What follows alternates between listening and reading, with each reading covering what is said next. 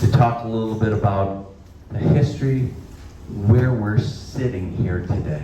Also, I'll whip through the other sections of town we've kind of talked a little bit about, then we'll open up for any questions you have on this, on the city, anything that's on your mind tonight.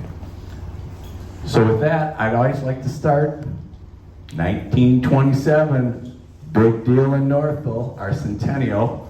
Let's get in the mood of Northville being 100 years old. We're getting ready to be 200 years old. With that, let's let her rip.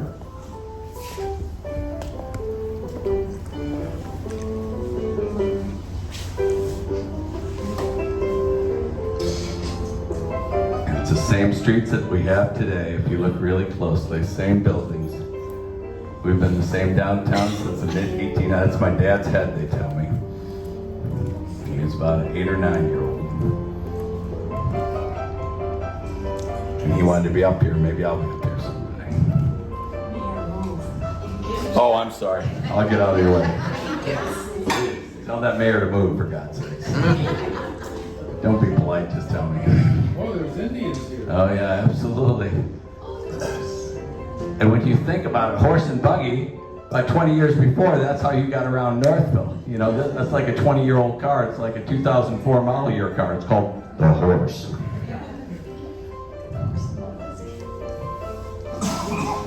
It's an amazing thing. So it wasn't just things for fun. They were riding those horses to town not too long ago.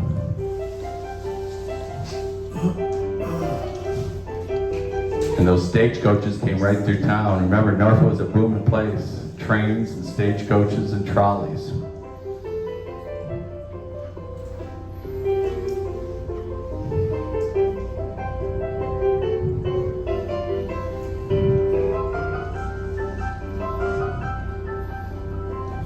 You're going down Center Street there or so.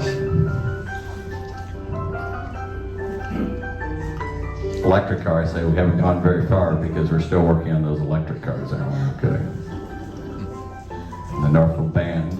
And this was the old fire engine. They just got a brand new 1927 model year fire engine that is down in Ohio. We're going to get it back here for our bicentennial. They're pretty proud of that new beast. As I usually say, Pasadena didn't have anything on us. We decorated all our cars and floats with flowers. And the churches all had different floats. In fact, I'm getting together with the clergy next week talking about it. That's my grandmother and grandfather driving the Model T pick-em up truck, Northville Electric. Lumbering was big here. We had the first mills in the state of Michigan right in this area. Lumber and grist mills for corn and wheat.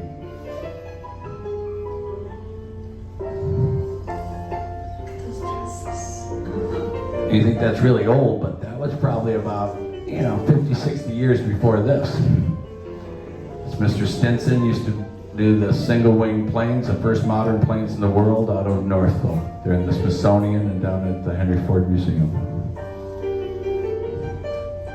A lot of bakeries, bread. Again, the churches with all their different floats. They're going to do it again. They just don't know it yet.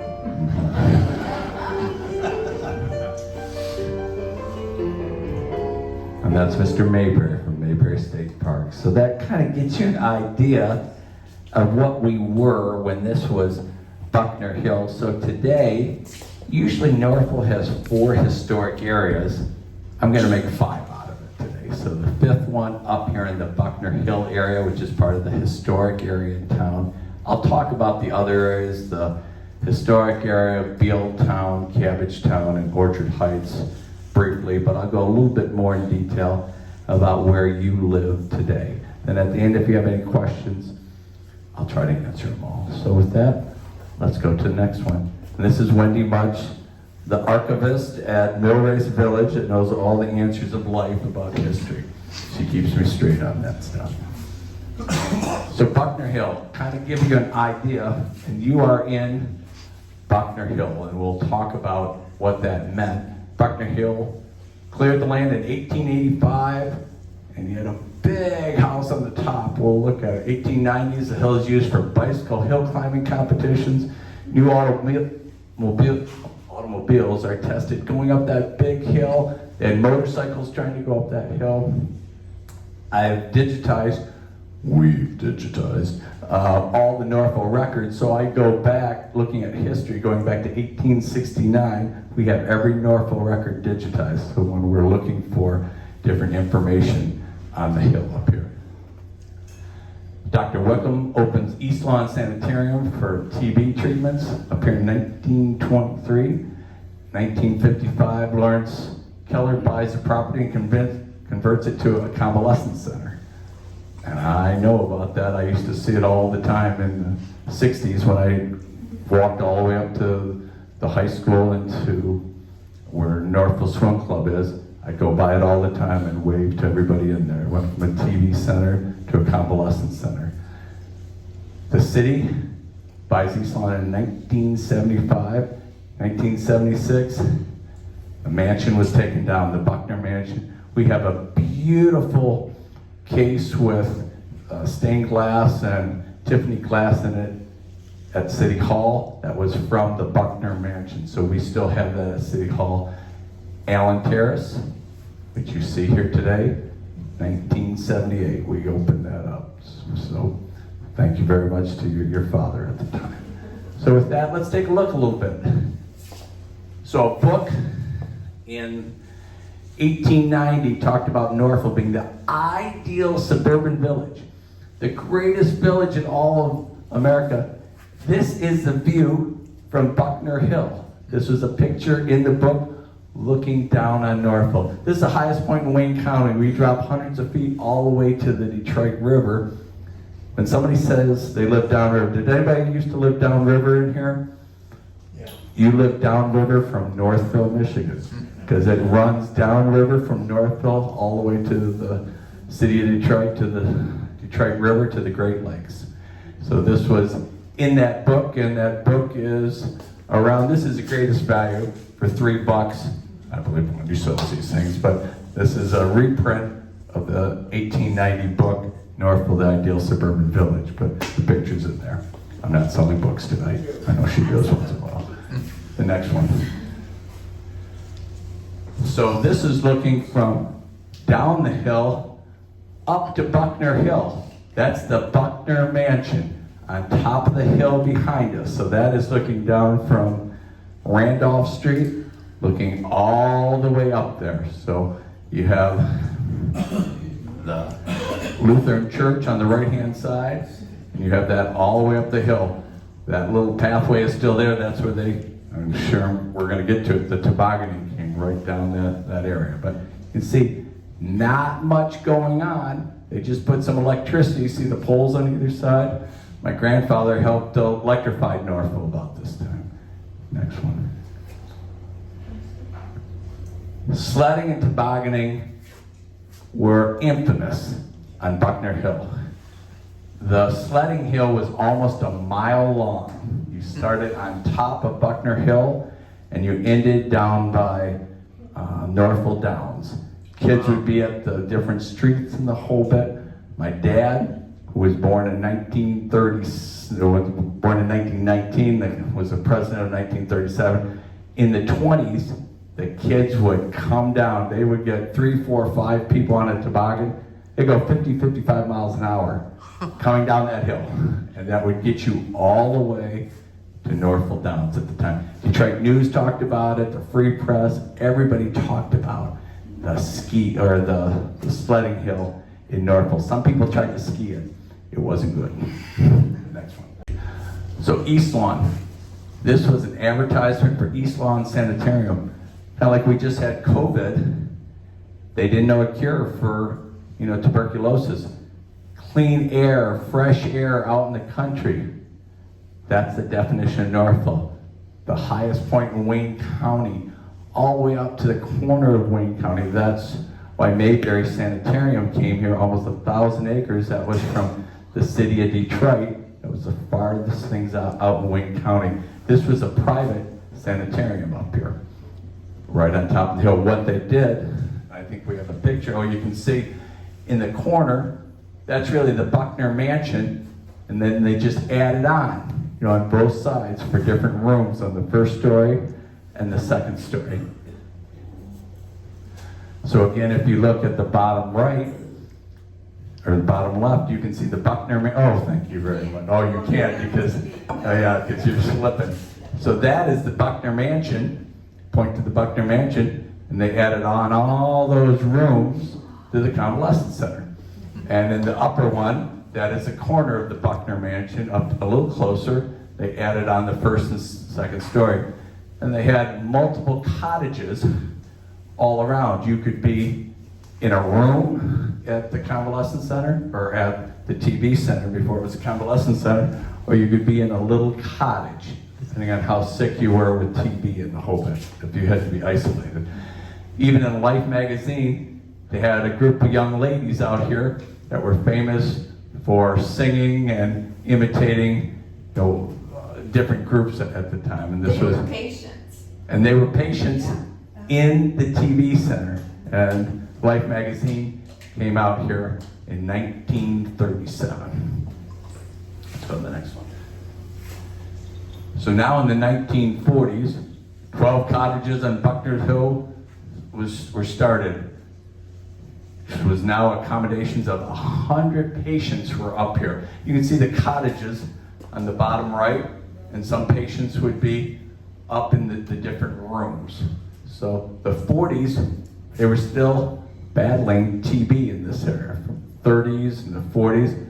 Unlike COVID, there was no cure yet. They didn't come up with that. You have to collapse one lung and then collapse the other one and work at it one at a time. There was, after that, and that they found with the medication, they could come up with a cure, but it took decades and decades, as you know. Go ahead. So that's a pretty good picture. That's the corner of East Lawn, and that's the Buckner Mansion. And back in the day, they said, when it was the Buckner Mansion, from that third story, you could see Detroit going east, and you could see Ann Arbor going west. The trees weren't quite as high in different areas, and no buildings were around. So you could see almost east and west as far as you possibly could see from really the crow's nest on the third floor. But you can see where they expanded. That's what it looked like when I was a kid in the 60s, walking by it each and every day, walking up the back hill and waving to people. It was a convalescent center then. TB had been cured, but that converted over to a convalescent center at the time. Next one. So this shows you in 1975, the Buckner Mansion was starting to be demolished. That picture on the bottom, that is 1976. I remember this. I was 16 years old, and the Buckner Mansion was coming down. That's where they saved a huge cabinet with all this fancy glasswork that we still have today, which wrapped around its fireplace at the time. Do you want to tell them the price? For What the city paid for it? Can you read it? $225,000. That was a lot of money back then. I know it's still a lot of money, but dirt in Northville costs a lot. Believe it or not, today, dirt, doesn't matter if something's on it, is about $1.2 million an acre in the city of Northville. Why? Because we don't have any dirt anymore. We're kind of like a mini New York. It's supply and demand. But that was a lot of money, $225,000, $250,000 back then to buy this area. Well worth it, isn't it? Absolutely, absolutely. So this is in 1976, looking at an aerial view, what they want to get done up here, the Allen Terrace site. There's a lot of planning from your father, although your wife took off on me. But that back, they had, I always think you have to know your past to project your future. They wanted a place back then for our seniors. I still want that place today, and to even expand our services, what have you. You're the most important people in town, aren't you? Oh yeah, oh yeah.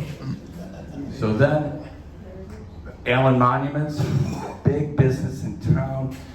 Mayor Allen was here before Carmen's dad, and this was a kind of a memorial to him. He was very supportive of trying to do Allen Terrace at the time, and the city, wanted to do a give back to him. Thus, it's named Allen Terrace for Mayor Allen. Mayor Allen owned Allen Monuments, the largest monument area in the state of Michigan. It's inch monuments today. He had his original business down there on Griswold and Main Street, where Dr. Demery's place is today. That's where he lived and had a building right there and had the business right out of the bottom level of that house.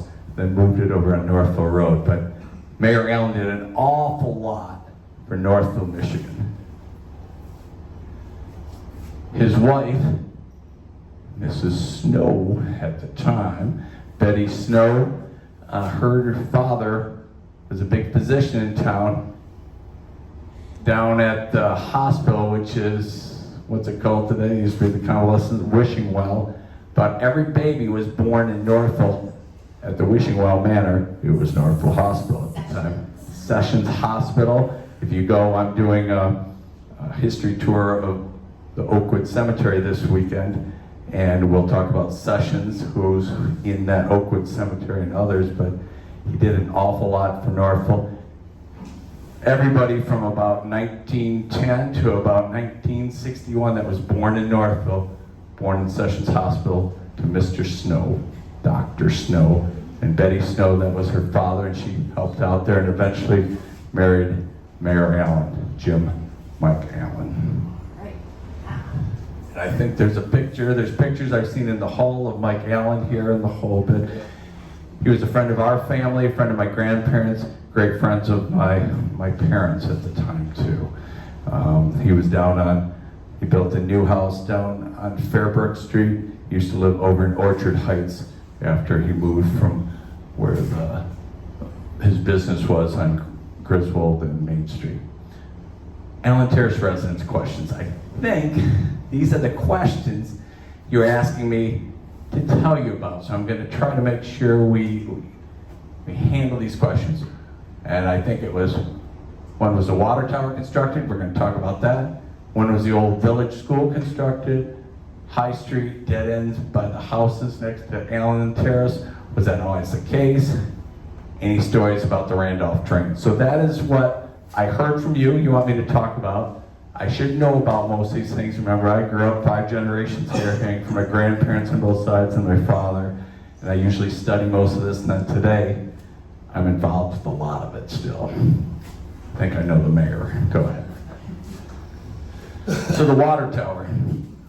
The water tower was up and running in 1963. By the end of the 50s, when we were putting the high school up here and Northville Swim Club was coming together, the foundations were built for that water tower. Up to that point, we had 2 reservoirs underground right by the water tower. In fact, today we still have 2 500,000 gallon tanks underground.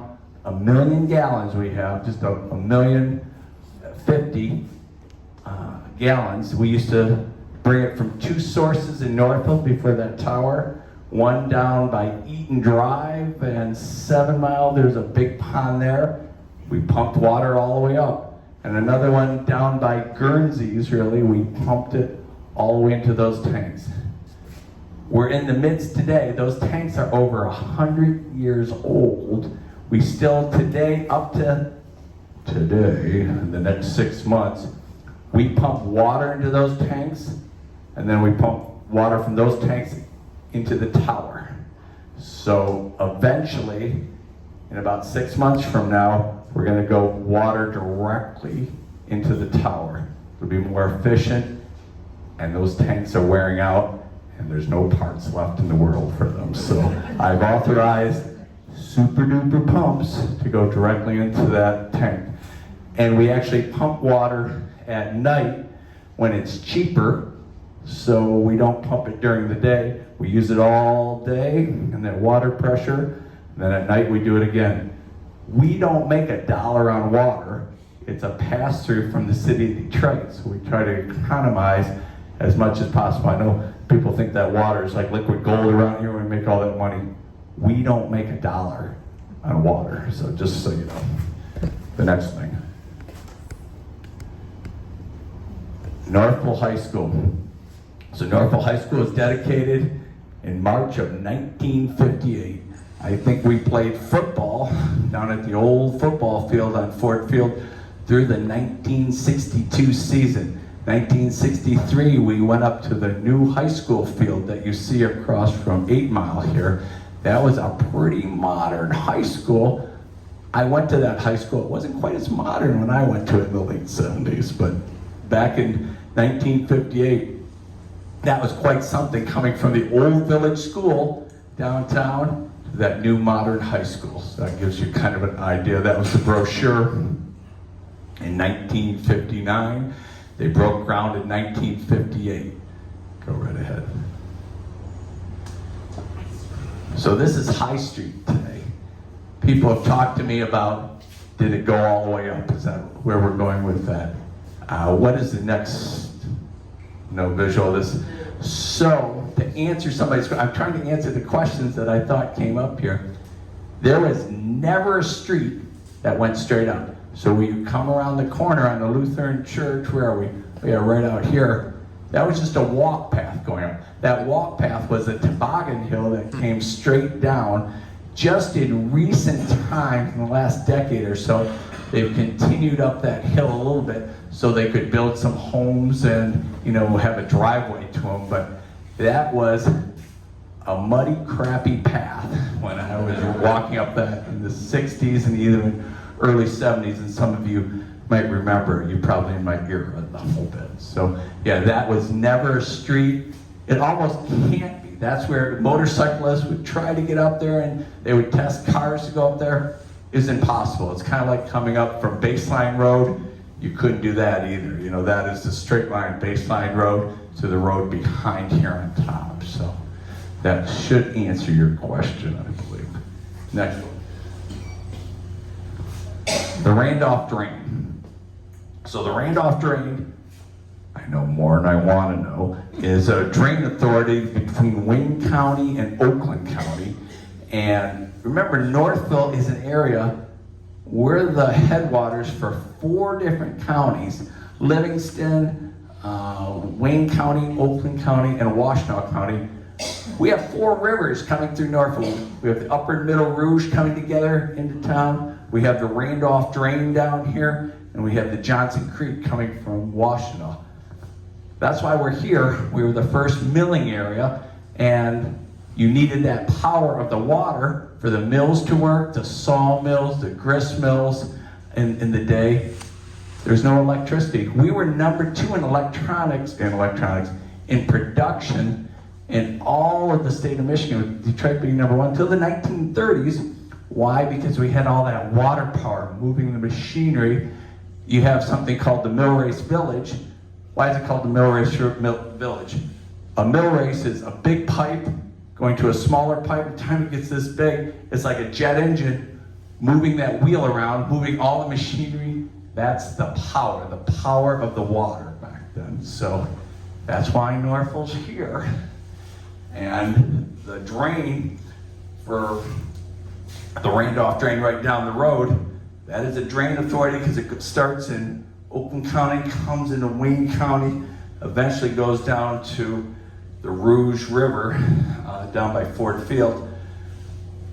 We are spending $650,000 on the bridge right here. That's a cul-de-sac, or it's not really a bridge, but it is a bridge. So we're spending about $650,000 on that starting next spring. We got approval from the state of Michigan. I got a special grant. We've never got grants in the history of Northville. We got $8.5 million the past year because I'm trying to get us involved with a lot of different things from the state level. I was with the governor last Friday. Of course, you probably saw we put all of our flags to half-mast.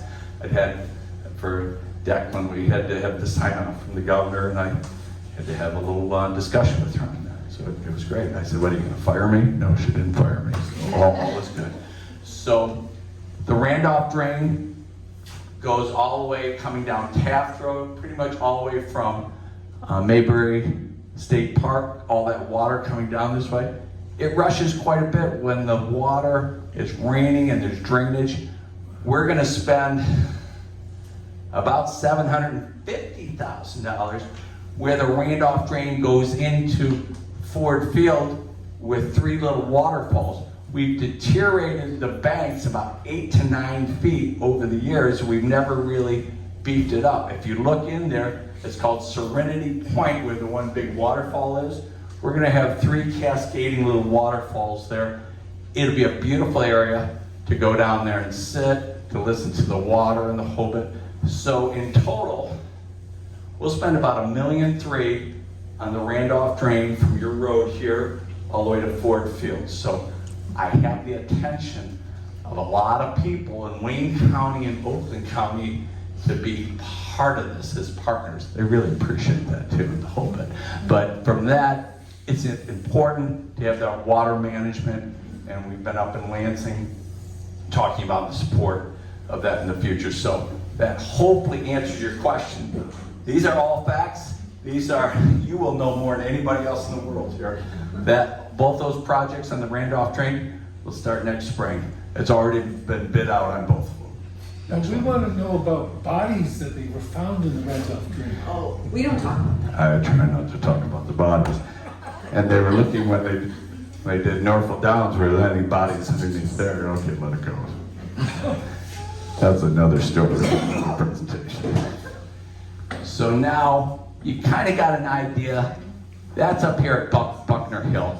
I thought I'd whip through kind of the other areas so you see how they're coordinated, and then you can ask me anything you want. So again, Bealtown, Orchard Heights, Historic District, Cabbagetown. Those are the historic areas in town, and this is a little book called Step by Step Through Northville that my dad used to walk people through, and they wrote the book about his walking through the city of Northville, the 4 major burgs. And I was told early on when I was a kid, this is really part of the historic area. You know, it's up here, but today, because you wanted to talk more about it, it's all about Buckner Hill and the new area towns. Did I handle that? Thank you very much. Okay. So Bealtown, Mr. Beal used to build, I'm gonna whip through this, so hang on to your hat. So Mr. Beal built Bealtown, that's over by the racetrack.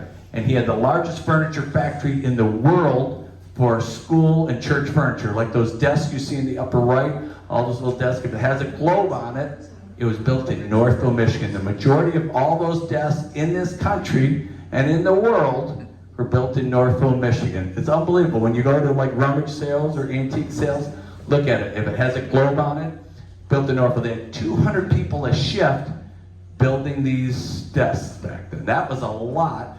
So Mr. Beal decided he didn't want people coming in every day on their horses and their wagons and the trains and the trolleys. He's going to build a whole town over there. So that's why it's called Bealtown. He built all those homes between Northville Road and Yerkes and Beale Street, right there next to Northville Downs. And in that area, we talked about Northville was the first milling area, also one of the very first foundries in the state of Michigan, because he needed a foundry to build all the metal works on the side of those desks. Those are all metal. We used to build bells here, and before Amazon and UPS and all these deliveries, there used to be catalogs. You remember this, I'm sure. Montgomery Ward and Sears catalogs. All the scales and a lot of the metal works in this country came from that foundry that you ordered in those catalogs back then. So it's a big deal. The foundry was one of the oldest in the state of Michigan, and the mills. That's why we're here. That was the foundation. That's where we built all of our stuff. Next. So this is downtown. I always talk about Norfolk was booming. This looks like about 1899 to me, because there's no cars, there's horse and buggies. Trolleys were coming to town.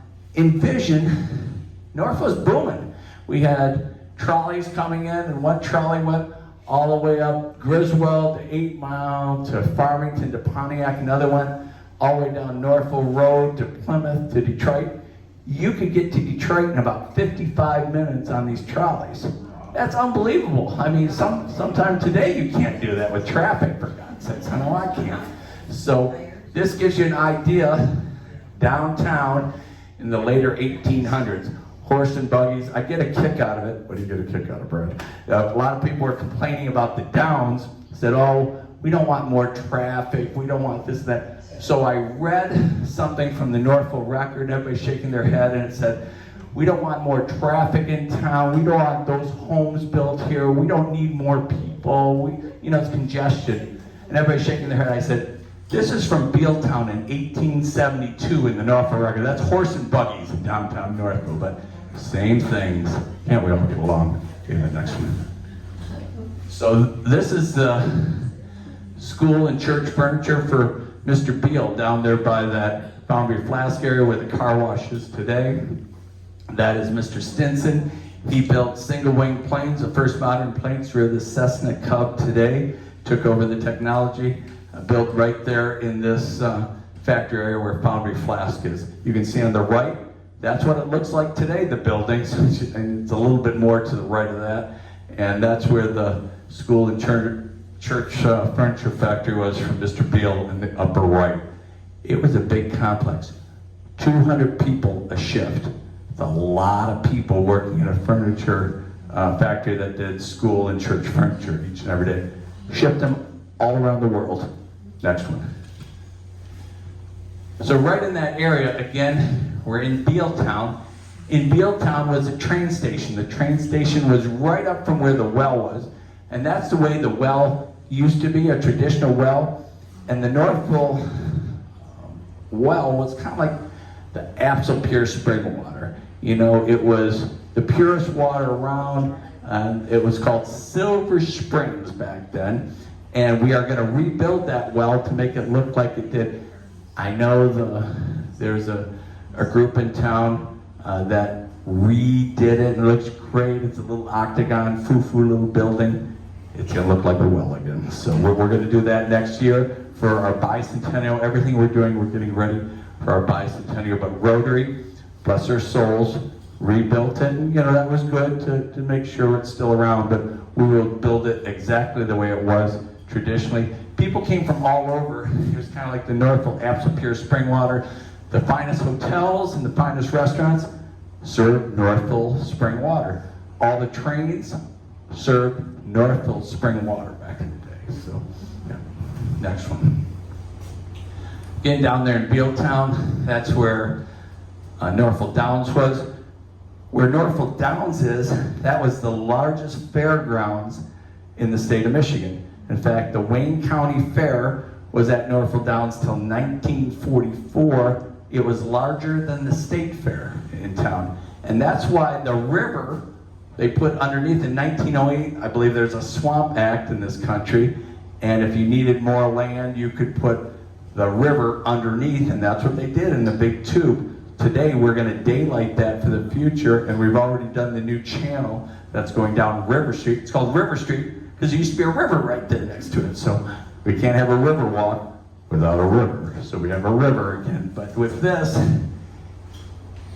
down there at Norfolk Downs, again, they needed more space for all the activities for the fair, so they buried the river back then. It was a big deal, and on that corner, that is the DTE substation. You see that big smokestack? That's the Globe Furniture Power Station. Then DTE took that over. That's there today, right on Griswold. Go right ahead. We used to be the ski jump capital of the state of Michigan. Unbelievable, was it? Until 1929, world record holders would come to Northville, Michigan to ski jump. Remember, we're the highest point in Wayne County. Where is it, people say? If you go down 7 Mile and stop right where Heinz Drive is and look to the west, there's a big hill. On top of that hill, there's an 80-foot platform they built. It would go down and land towards Custard Time or Good Time Party Store. It was a perfectly straight road. That was the landing strip up until the late 20s, early 30s. That wasn't a road until the late 50s. That was just the landing strip for the ski jump hill back then. When I was a kid, a long time ago. There were still bricks and wood around there. That's all been cleaned up. There's some different history markers. We're going to make more history markers about that and talk about that in the future for our bicentennial. But this is Detroit Free Press in 1924. That's a ski jumper in the middle of the air. What you're doing, you're facing right towards Good Time Party Store would be to the left, and where McDonald Ford would be to the right. Where those people are way down there, that's by the river. You wouldn't get that far on the landing strip. You see the guy in the middle of the air on the right. If you see that little tower, that's like where the state hospital was. Now it's Legacy Park, way up there to the upper left of that picture. Okay, that's more information I want to go. Historic District. We're really in the Historic District.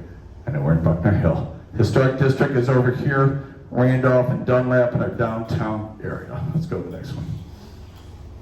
In the Historic District are churches and our schools, you can see in downtown. Northville survived when the Meads brothers, we talked about mills, there's an even bigger mill. There's a 3 or 4 story mill that the Meads brothers built, and it was called Waterford, Michigan. Had a train station, everything else, right where Meads Mill School is. They had a town, they had a cemetery. What they didn't have were churches. Need some churches, gotta keep that spirituality. We have all the churches and we had the schools right here. So that gives you an idea. We had a church square and we had different school squares. This is downtown again.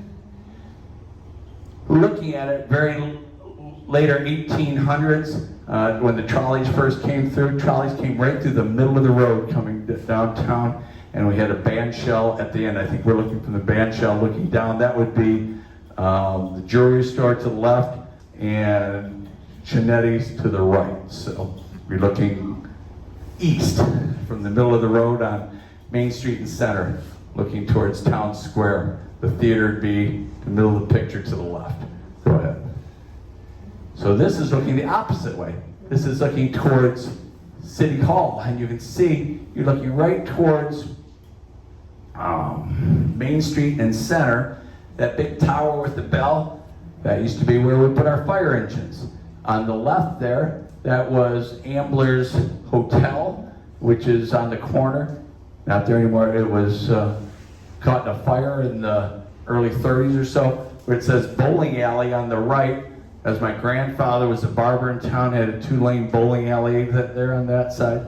We own that building, and where Baby Baby is on this side, that was my other grandfather who's an electrician in town. That was the second store. He bought that after Dillinger kicked in the door and stole all the guns from the hardware. They didn't have any insurance. My grandfather bought it from them. So I grew up knowing that store back when I was a kid. So if you look at this, I'm a car guy. This is all pretty much Model Ts, no Model A's. So this is about 1919, maybe 1918, someplace in there. Go right ahead. On Dunlap, again in the historic area, a lot of articles in the record. They used to race horses on the straightaway from Center Street all the way down to Rogers Street. And they would bet on the horses on Sundays. The ladies didn't like it very much on Sundays, running horses down the middle of Dunlap. There's a lot of articles. They would put purses and money on different races, and people would come from all over to do a straightaway race, like a quarter-mile race going down there. Yeah. Ladies still don't like that today. So again, this is a look all the way, that same look and feel from looking down Dunlap, looking west, right from Center Street. Let's go to the next one.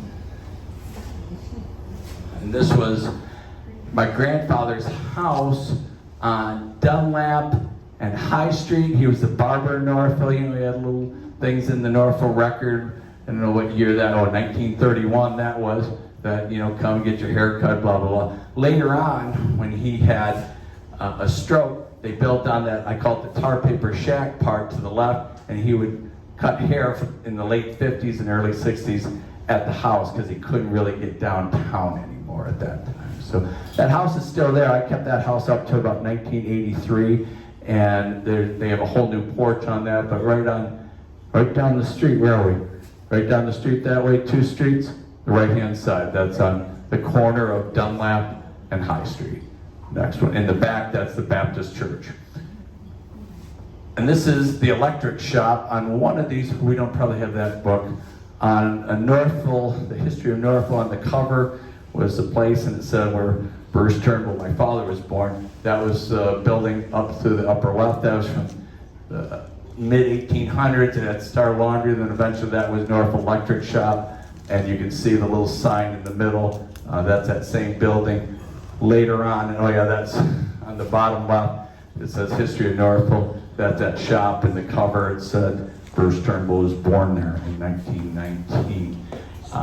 Eventually, they bought the Ware building. The Ware building is where Baby is today. That was a hardware store, like I said, where Dillinger came to town with his boys, kicked in the back door, and stole everything. My grandfather bought that from the bank because the Wares didn't have insurance on the building at the time. That was about 1932. That's a pretty modern building back then. Oh, I didn't know we had it. So right there, the Ware building was built in 29 and broke into in about 32. I grew up knowing that store as a Northville Electric Shop.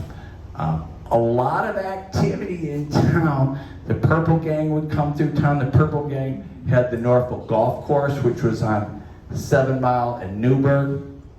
The Purple Gang had different homes in downtown Detroit. Ironically, my son had a house in Detroit, and the 2 houses next to him were owned by the Purple Gang, and they were connected. One was a house of ill repute, whatever that means, and the other one was the gambling house. They would have a tunnel underneath connecting the 2 homes, and a big hallway in the middle. So you went in one way, and you came out the other.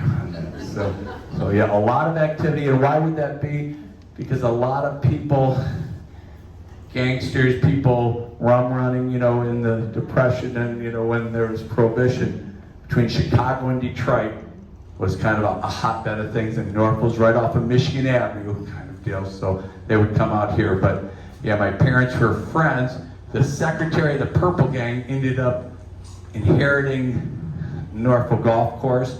Even when I was a kid, into the 70s, late 70s, early 80s, Northville Golf Course was there where the medical center is today on Northville Road and 7 Mile. Next one. So we were kind of the capital for cures. If you had addiction, drug addictions or alcohol addictions, there was a cure. It was a gold serum. They would inject you. People start laughing.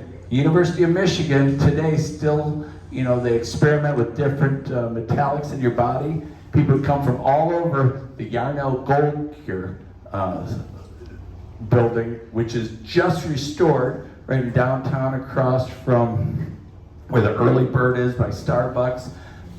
That is big put together in its old glory. I think they're spending about $2 million.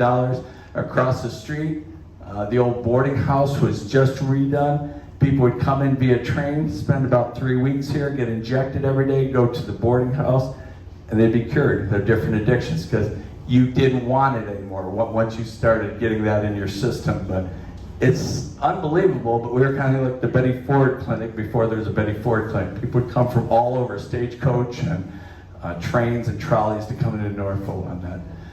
Next one, we always had a band show.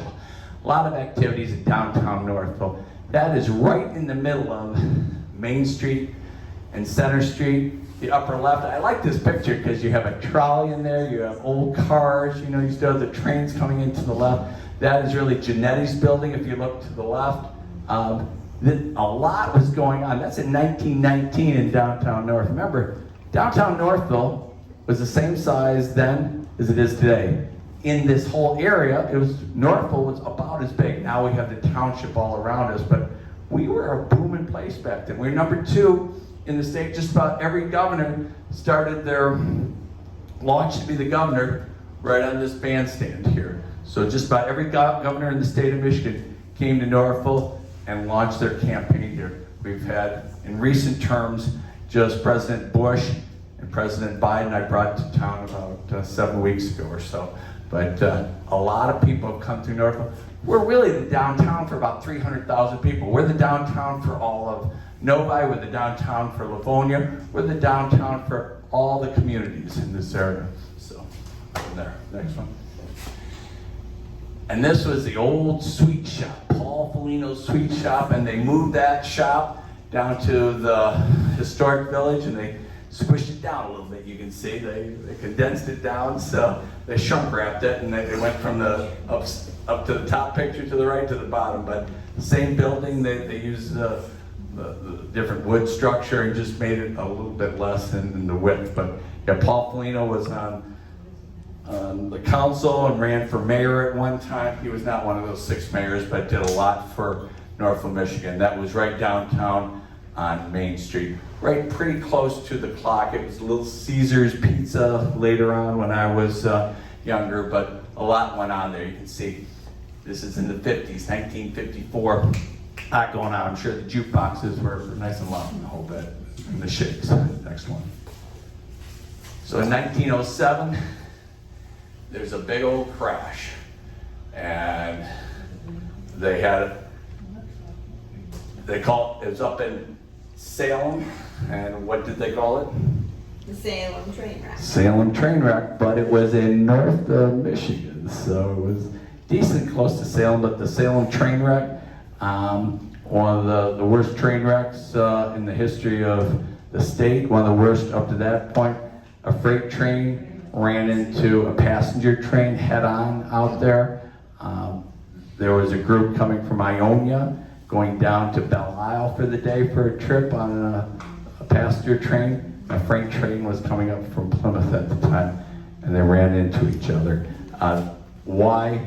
It's a big deal in Norfolk. It was called the Norfolk Roller Rink, which the rink was over behind the theater. And this was a national deal. It was in all the papers. Who was to blame? You always have to have somebody to blame. So the case went on for about a month and a half, and it was in every paper nationally in the whole bit. So it was talked all about the Salem train wreck, one of the worst train wrecks in the history of the United States, 1907. Still the worst in the state. Still the worst in the state, says the historian of the mill race. That's right. Thank you very much. How many fatalities? Let's see, I think there's 47 and about the same injuries at the time, so upwards of 100 were injured or killed, and later on, many of those injured passed away too because of all their injuries. I mean, it collapsed the cars one by one because a head-on, 2 engines going 50 miles an hour apiece went into each other. So it just collapsed all the cars. People were thrown all around the whole bit. Who did they finally blame? So they blamed, let me think, the conductor was okay. The people on the freight train didn't hear the order quite right, and they kept going. Is that correct? Somebody on the freight train was convicted that he didn't read the order right, and from that, you always have to blame somebody. So it was the freight train that didn't read the order right at the time. The passenger train was on the right track at the right time. The other ones didn't read the paperwork quite right. Next one. What year was it? 1907. And because of that, they used lined paper. Because they didn't use lined paper, so he misread the order by going down too far. He thought he had more time, but now they use lined paper. After that, everything in the railroad had different line paper, different lines, line by line on it. With steam locomotives back then, too. That's correct, and they were heavy. They were big boys. And they exploded, and imagine 2 steam locomotives hitting each other at 50 miles an hour apiece. Not a good thing. So 100-mile-an-hour collision. This is Detroit Edison building, still in the historic area. Thomas Edison came to town and dedicated this building at the time. They're renovating that right now. That is on Dunlap and Center Street today. I think we're going to put a statue out there with Thomas Edison on it for our bicentennial too. Next one. That is right on the other corner, the opposite corner of where the Edison building is. That is on Dunlap and Center on the southeast corner. That was the largest opera house pretty much in the state of Michigan, 850 seats. My parents had their ceremonies for graduation and other activities in that that whole building. That Mr. Little, who was the editor of the Norfolk Record, started building that in the mid-1800s. Took him about 5 or 6 years to complete it. Henry Ford almost bought that, wanted to buy it to bring it to Greenfield Village, and they wanted too much money. And if anybody's worked for Ford Motor Company, they're kind of cheap. So at the day, I'm a Ford guy. Ended up, Henry Ford did not buy it. He said, I am not buying it for that amount. You can take that down brick by brick. And that's what happened in the 1950s. They took that whole opera house down. It was one of the most grand opera houses in the state of Michigan. People came from all over the state, stagecoaches and trains to see operas and singers and everything in the opera house. Next one. Orchard Heights. Orchard Heights is between Roger Street and Clement, 7 Mile and Main Street. That was the orchards in town.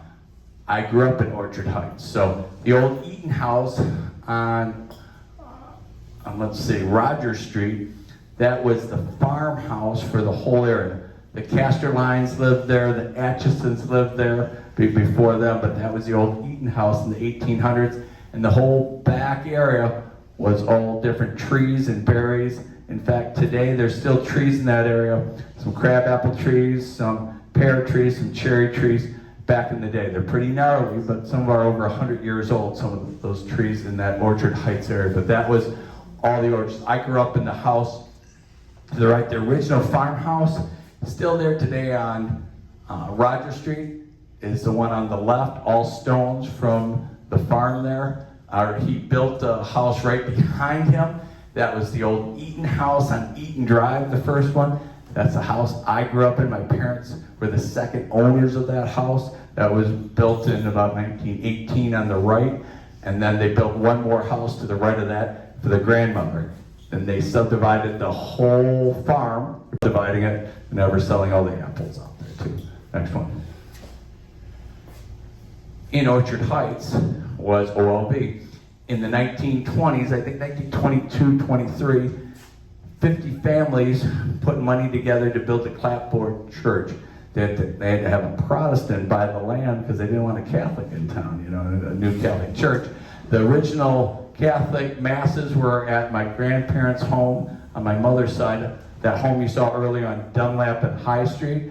50 families in town put money together to build the clapboard church to the left. My parents were one of 100 families that built OLB to the right. It's a really neat picture in the upper right. That's the new OLB and the old clapboard church in the background. That's where the parking lot is today. Then it looks something like the bottom. So that is in Orchard Heights. In Orchard Heights, on the base of Roger Street and 7 Mile, was a porcelain condensed milk company of the Rogers family. We patented condensed milk in Norfolk, Michigan. Condensed milk built a Rogers Mansion. The Rogers Mansion is still around today. It's called Shiro's Restaurant. It's right there on 9 Mile and Novi Road area. The Rogers condensed milk money built that in the 1800s. So now you know the rest of the story, as Paul Harvey would say. Also in Orchard Heights, had the first area for fish hatcheries in the country, had 14 different ponds. Every brown trout in North America can be labeled back to Northville, Michigan. We imported it in the 1800s from Germany. They had 14 ponds. There was more trout at Northville Fish Hatchery ponds and all the buildings than there were people in the state of Michigan. There was 2 to 3 million trout at all times, and they would ship that out all over the country via train and wagon, and then via eventually truck and airplane. It was a booming place. A guy called Clark came to town. He was one of the first superintendents. He had another little area on the other side of Detroit. They liked him so much they called the town after him. Clarkston. So he started here in Northville. Again, there's one pond there today. There's about 14 different ponds. My parents would even talk when they were young. One of the ponds they would make as a swimming hole every summer. They would clean that out and people would swim in there. And there's different swim lanes of fish. They would clean different things out. You can see in the bottom left, there's a beautiful area to walk around on different Sundays. There's only one building remaining, and that's the superintendent's house. That's right across the street there where the fish hatchery park is on 7 Mile. That dates back to about 1890. That was one of the last buildings built in that area. Next one. Where Rural Hill is, and we, the city, own our two cemeteries, Oakwood on Katy Street and at Rural Hill. Rural Hill, when you first go in there, a lot of clay, and originally a lot of bricks in Michigan were built from that clay. A lot of the bricks from the state capitol came from this clay area where you're going to Rural Hill. Northville was around 10 years before Michigan was a state. Been around here for a long time, since the 1820s, finally incorporated in 1827. So a lot of the materials from Northville built other communities in the Michigan area. And the Northville Labs, Con Langfield, one of the first millionaires in town, that was a lot of money back then. He imported pure vanilla from South America, so he did all the vanilla extract, and pretty much the Americas got it from South America early on. He did a lot for Northville. He's a supporter of the band. Still, there's a trust to buy all their uniforms from Con Langfield. And that house, his old house, is still there on Rogers and 7 Mile. Doesn't look great, but that was one of the first millionaires' homes in Northville, Michigan. Next one. And that's my dad hunting in late high school. You know, you go to school, bring his rifle and shoot some pheasants, shoot some rabbits on the way home. He grew up at 222 Fairbrook. Back in that day, across the street, that was a huge pond, and that pond went all the way to Rural Hill at the time. He'd put his canoe on the other side.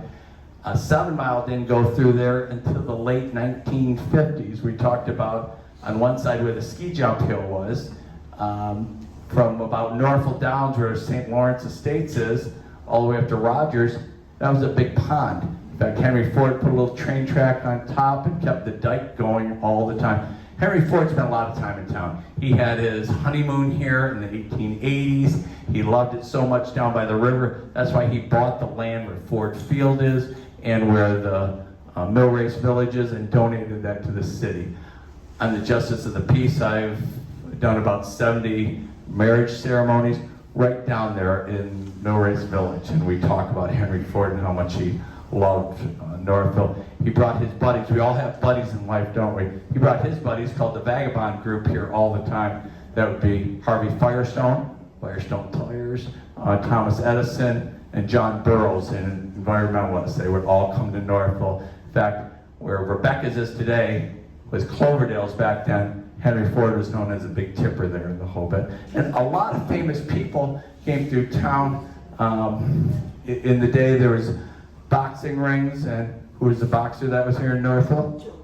Joe Louis. So Joe Louis trained at Northville Downs, and he would run all around town. He was made an unofficial Northvillian. Everybody loved Joe Louis in town too. Next one. And the last one's here. Cabbagetown. Cabbagetown is down by Ford Field, going back that way towards Baseline Road. My son just bought a house on Gray Street down there. It's called Cabbagetown because a lot of English and Irish, and there's a huge cabbage field back in the 1800s. People didn't really like that nomenclature being Cabbagetown. They wanted to name it something else, but it's always stuck. That's called Cabbagetown because the Irish and the English lived down there. Huge cabbage fields. And Mrs. Rayson, that stone is in Oakwood Cemetery. She had a home down there in Cabbagetown, and she was going around over at her neighbor's house, and all of a sudden looked up, a big old icicle came down and killed her right there. And it says that right on her tombstone, killed by an icicle. Today we'd be suing everybody. Back then we just put it on the tombstone. But next It's a one. little more poetic than that. It did. So Do you want to say it? Says, met death from ice falling from the roof of a neighbor's home. Is that more poetic? Thank you very much. So that's what it says, and that's what it is in the cemetery. And they are the ones with the cabbage field. And George and Emma Racing. George and Emma Racing had the cabbage field. See, keeps you straight on this. Thank you very much. The big mansion right there on Griswold and 8 Mile. Anybody who's been anybody in Northville since the 1800s, there has been a mansion or a large home on that location since the mid-1800s. A lot of the mayors, Mr. Beale, who was the president, so we've gone from being the president of the village to the mayor of the village to the mayor of the town. The Beals lived in here, the Yerkes lived in here. Later on, it was the Chase Mansion, Chase Shatterproof Glass. They were friends of my parents a long time ago. And then Don Massey. Some people just say, oh, that's the Don Massey house. Well, it was a lot of things before it was the Don Massey house, but that is a beautiful piece of property that's living and learning today for children with some disabilities. I do a lot of volunteer work out there, but it's a beautiful piece of property. And ironically, it's in the city of Novi. That is not even Northville. They pay taxes in Novi. I can't believe it. But so I know that is a gateway to Northville, and anybody who's been anybody in Northville has lived there. That is today in the city of Novi. Palmer Cider Mill, one of the oldest cider mills in the state, just got ranked as one of the top cider mills by Channel 4 after the Civil War. 2 Civil War vets came out, and Mr. Palmer was one of those. Started the cider mill 1873. It's been going ever since. It was in the family for over 100 years, and today it is still being run, not in the same family, but it is a great place. Get some cider. They have a little brewery or winery next door with music on it, the same family. It's a happening place down there in Baseline, but one of the oldest cemeteries around. The actual oldest business in the state of Michigan is Northville Lumber, dating back to 1827, dating all the way back when Northville first was incorporated into a city. That old Yerkes was the name of the owner. Yerkes, we think we've been around here a long time, 5 generations. They've been around Northville for about 9 generations. In fact, Northville Lumber is still in the Yerkes family. Stu Olford, his mother was a Yerkes, so he is gone and kept that going on. It's a family business. There's a couple of Yerkes homes right there on Baseline. Right next to Northville Lumber, there's an old Yerkes farmhouse at the 400 acres behind Ammerman and what have you, used to be the Yerkes farm. I don't think we have a picture of that house, but that's another Yerkes house right on Baseline Road. And just ending up, the last thing that's in the Cabbagetown is where we moved all our historic homes. We were so fortunate that Henry Ford donated that land that he used to walk up and down with Clary, loved being there by the river. We have decided, he helped us in that concept, to have our own little Greenfield village. So each one of those homes were someplace in town, and we moved in there. When I was a kid, in the late 70s and late 60s and early 70s, I remember them moving those homes one by one. My parents were involved with that. They'd have to take the wires down, and these homes are, these churches and these buildings are coming through town. It was pretty neat back then. A lot of excitement, a little Northville. So it's a beautiful place. Right where the valve plant is, Albert Kahn designed, this is the second valve plant on that location. Henry Ford bought this location in 1919. This was a milling area and a business where they made a lot of dowels in the whole bit. He moved all the machinery, every valve for Ford Motor Company, for every engine, from 1919 to 1983 were built in Northville, Michigan. From Fordson tractors to Model Ts to Model As to T-Birds and Mustangs.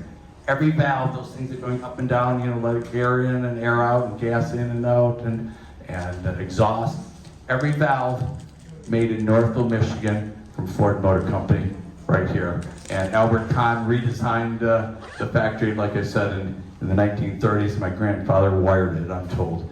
And this was the superintendent's home, which is Dr. Demery's home across the street on Griswold and Main Street. So that home is still there today, almost looking, as Gloria says, it did 100 years ago. Next one. Ford Field, very historic. We played our high school football games there till 1962. The All-American from Michigan State University, Steve Juday, played right there at Ford Field. He was one of the greatest athletes ever out of Northville. It was a group of young athletes their senior year. They won all their football games. They won all their basketball games. They won all their baseball games. The same group of guys. That has never happened in the history of Northville. 1962. Quite a group of people. A lot went on to college to play, and he went on to Michigan State, won the Rose Bowl and the national championship. Steve Juday, quite a guy, still around today in the Athletic Hall of Fame for the state of Michigan, of course in the Northville Hall of Fame.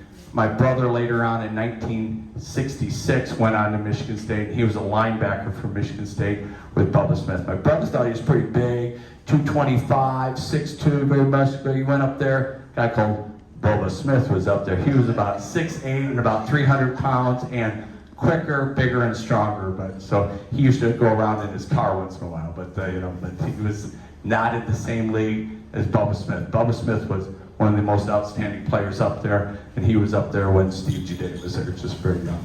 Next one. And right there at this is where you see some apartments today, kind of involved. So we have a little different architecture these days. But where those apartments are used to be the Ely Fuel and Ice Company. When my mom was young and she grew up on Dunlap Street, there's really not much electricity. She would go down and buy ice to put in the ice box, to keep things cold. She would go down with a wagon in the 1920s, and get a big chunk of ice, and they put in the ice box, and that would last for a while, But they would cut the ice from the mill pond over there, and Ely's would sell that, and they would put it with sawdust all around it, and then later on they sold coal and different fuel oil, but that was Ely's. And Mrs. Ely is still around on Ely Drive. She has a house right not too far away, and I go visit her once in a while. She's an old-timer from Northville. She's in her 90s now, I believe. My dad was one of the oldest Mohicans at 99, but now she's around.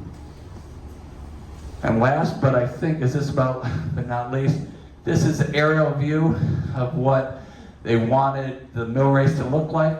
And guess what? It pretty much looks just like that today when they got all the buildings. That was the concept. It's a great place, especially in fall. I would suggest take a look down there. We just bricked the whole thing. We were able to get a grant for about half the cost of what it was going to cost. I do a lot of weddings down there, and it's a really sloppy area when it rains for the brides. I feel bad for the white dresses. Now it's all bricked. It looks like it's always been that way. Take a look, walk around. The colors are outstanding in the fall. You can sit there and listen to the river on one side, the Rouge, and see the trees. I would highly suggest just take a drive down there, sit in the parking lot. You can tell them it's okay. You can drive up on that brick and go around. Okay, let it go. So tell them the mayor said you could drive up there if you have a hard time getting out of the car. Julie know the president something. She's the archivist down there. I always say this, we the city own the dirt and we own all the buildings, so tell them the mayor said it's okay to drive around there. Okay. Is there anything else? The mayor will pay the ticket. The mayor will pay the ticket. I give you the get out of jail free card. So hopefully you learned a little bit about Northville, talked a little bit more about Buckner Hills than I normally do, but thank you very much. I appreciate it.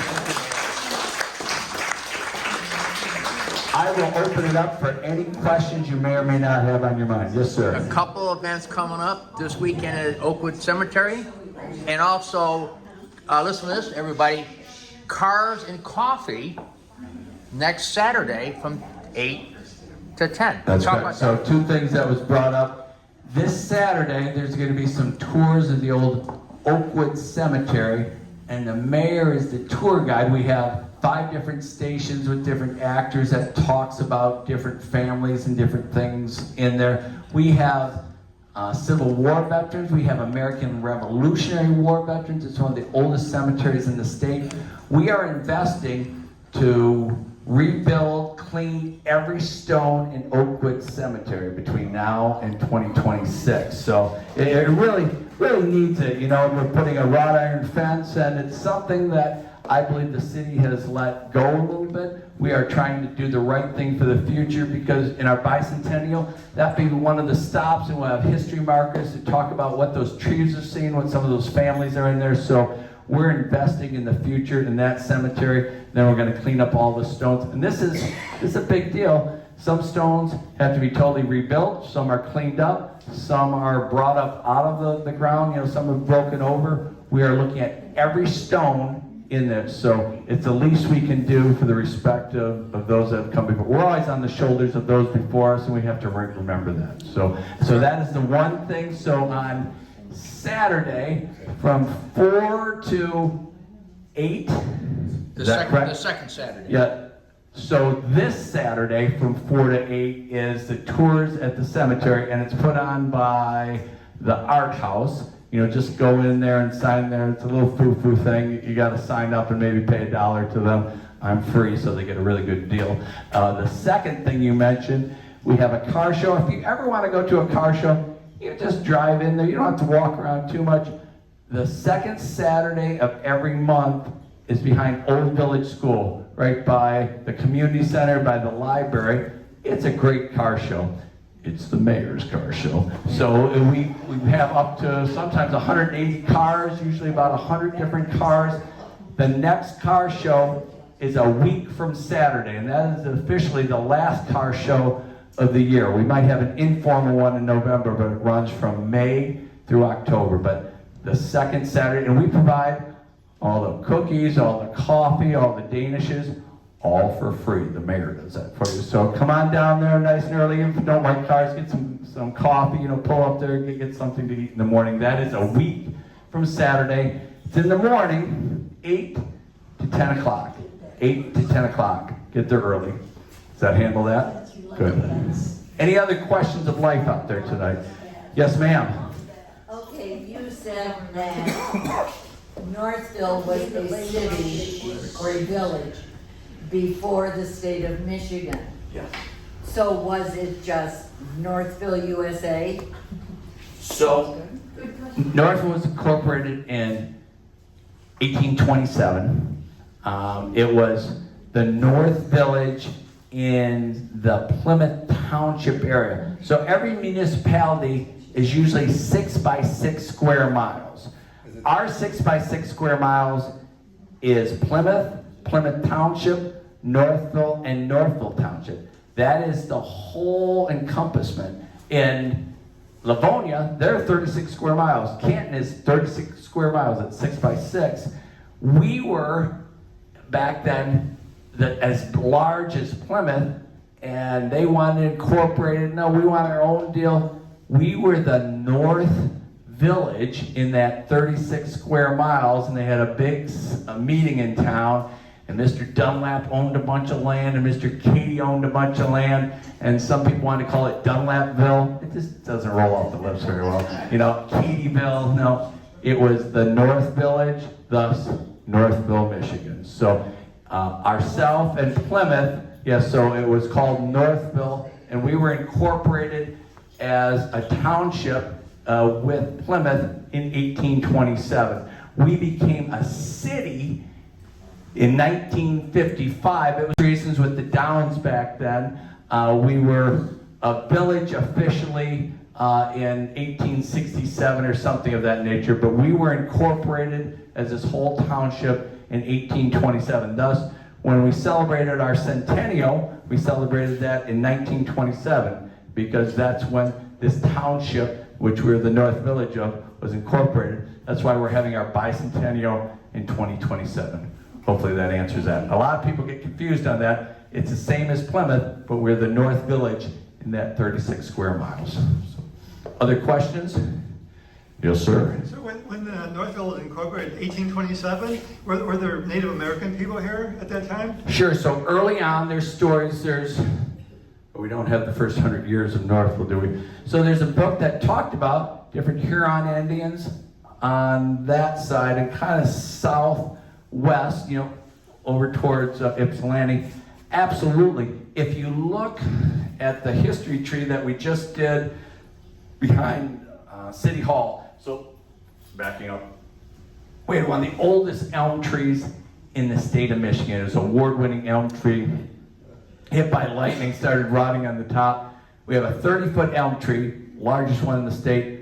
We have carved all the history markers, and we have some things about the Indians and about the natural wildlife in this area. And if you walk around that, right behind City Hall, you'll know all the things that were built in Northville. And on top, there's a big old Mustang because we're the Northville Mustangs. So absolutely, early on, there were Indians in the area, but they kind of stayed to themselves, closer by the Huron River, I was told, and it talked about that in the Northville the first 100 years. And they talked about once in a while different farmers would see an Indian come through. It was their land, it was all their land at the time, and a lot of the settlers came here from the East Coast, from New York and New Jersey, and came down the Great Lakes and came to Detroit and out. But absolutely, but not too many by then. A lot went up in northern Michigan, north of even Harbor Springs, and they were one of the few Indians didn't go on a reservation at the time because they were so far away, right up that area, north of Harbor Springs, all the way up to Mackinac Island. There's a huge area, the Adawa, were up there. I think that's the rest of the story on that. Yes, sir. My wife is at Northville Manor. I understand that it used to be a hospital. Absolutely.